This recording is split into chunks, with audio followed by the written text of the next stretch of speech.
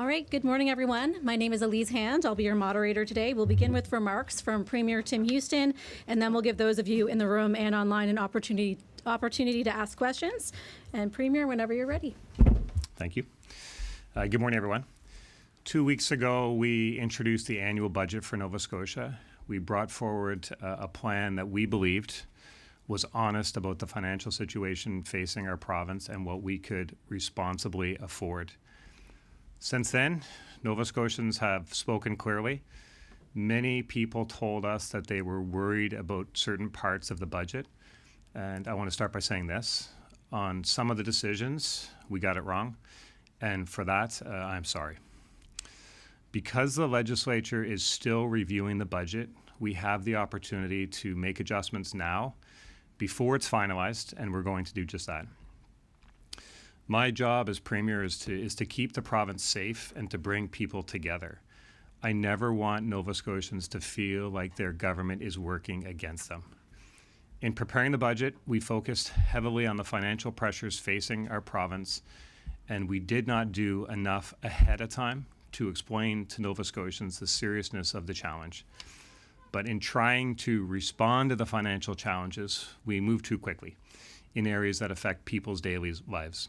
So after listening to Nova Scotians, as well as my caucus colleagues who fanned out across the province and brought forward concrete examples of where we got it wrong, after listening to all of them and Nova Scotians, we will restore funding in 3 key areas.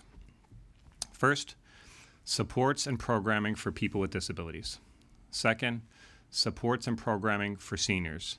And third, supports for African, Nova Scotian, and Indigenous students seeking to further their education. These programs will have their funding restored through revised estimates that the Minister of Finance will bring forward in the coming days. In total, these changes restore approximately $53.6 million in funding. When we reviewed the impacts, it was clear that these programs make a real difference for seniors, people with disabilities, and students. So restoring that support was the right decision.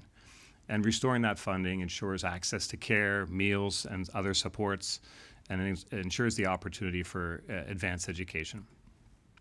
These are all priorities for Nova Scotians, and restoring this funding will increase the deficit in the short term. That's for sure. We started this process with a pretty significant deficit, and restoring this funding will increase that deficit in the short term.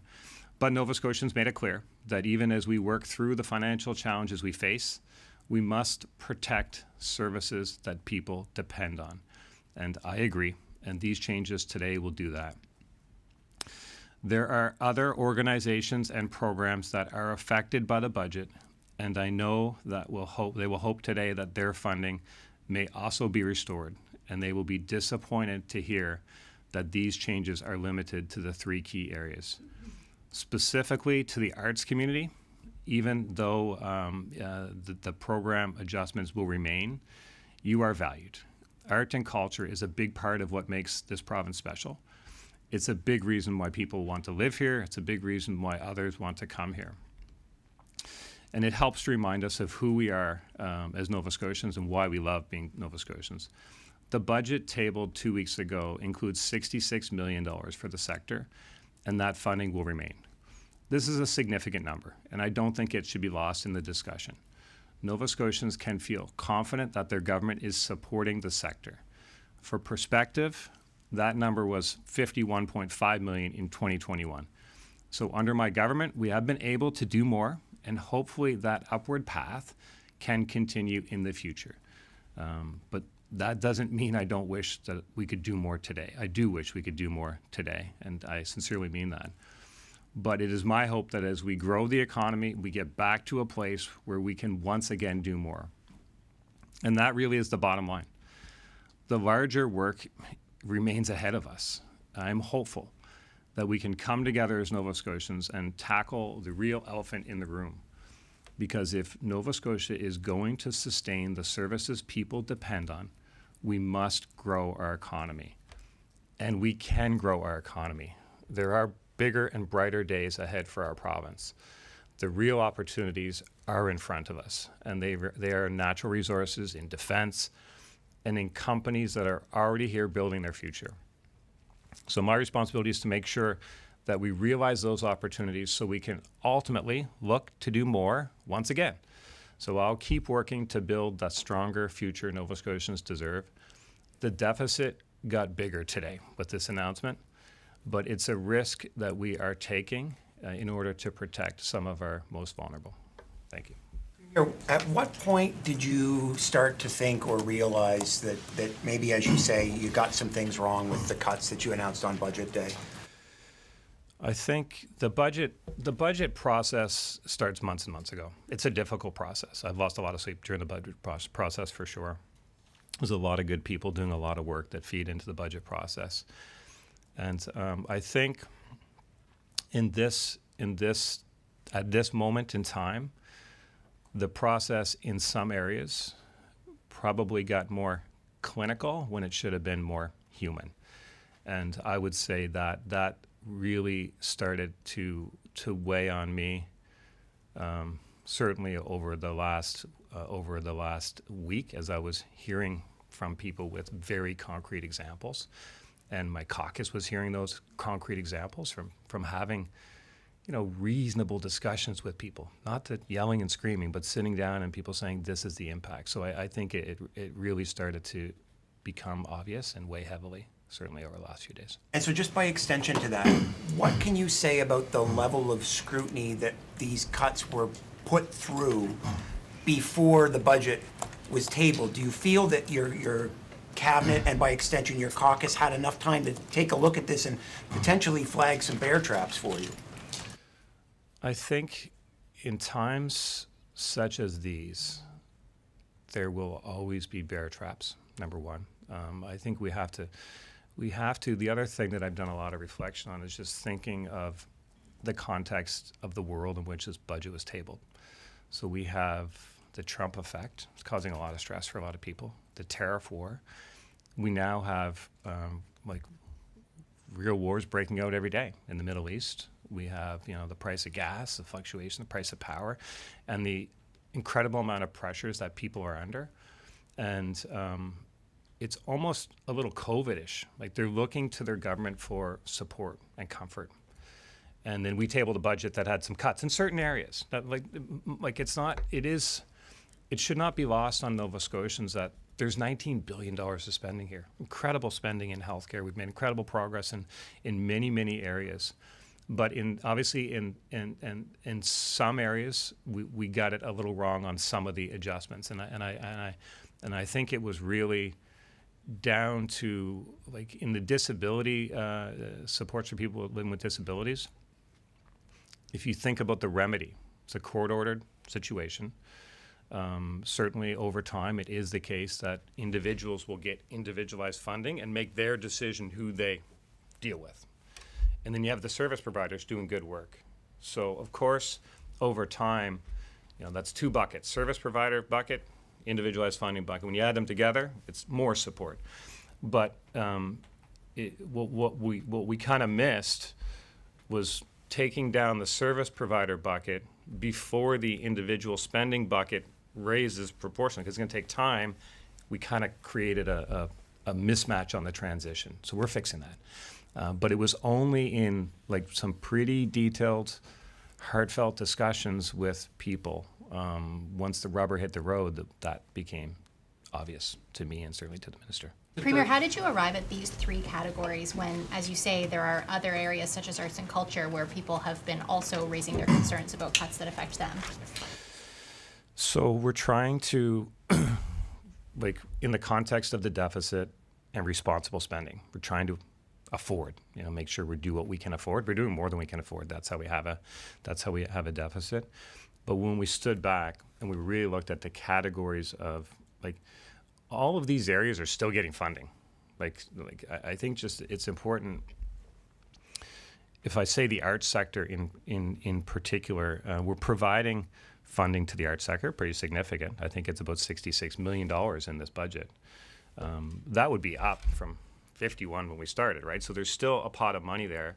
Do we wish we could do more? Of course we wish we could do more. But when we look back and said, okay, if we're going to, if there's areas where we have to, or we should, as humans, do more, it's what are the areas where it impacts a person's daily life, like their absolute ability for food, for support. So we just wanted to kind of focus on, that's how we got to people living with disabilities, supports for seniors, and then the opportunities for advanced education are significant to people's mental health.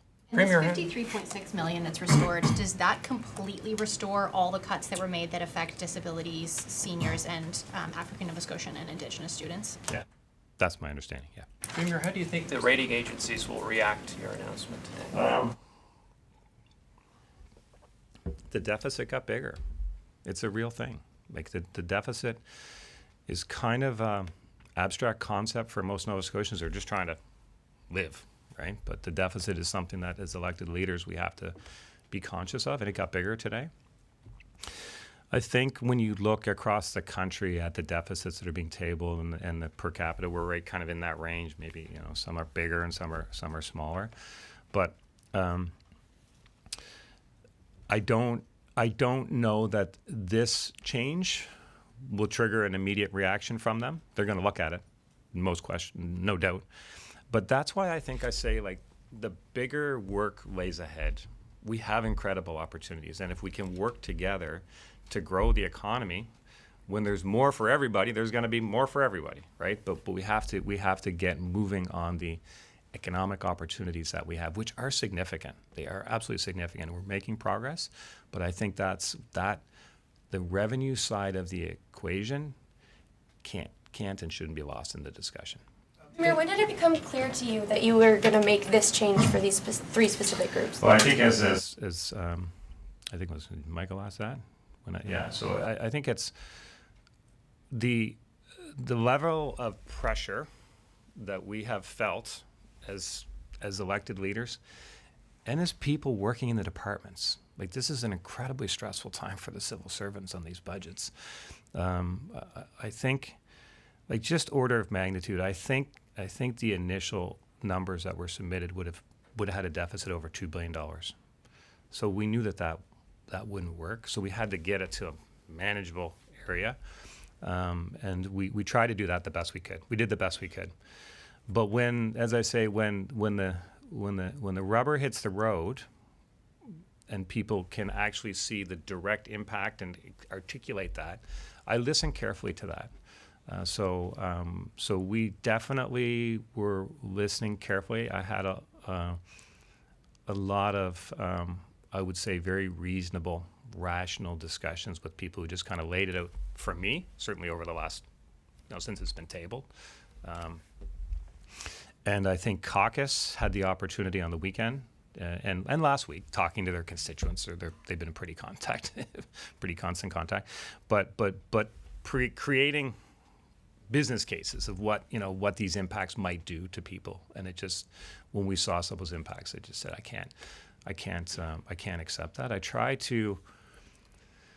We try to govern with, we have a big responsibility. I try to kind of, there's one kind of rule that I always have kind of had, and I try to instill in my kids too, is like, can I put my hand on my heart and say we did the right thing there?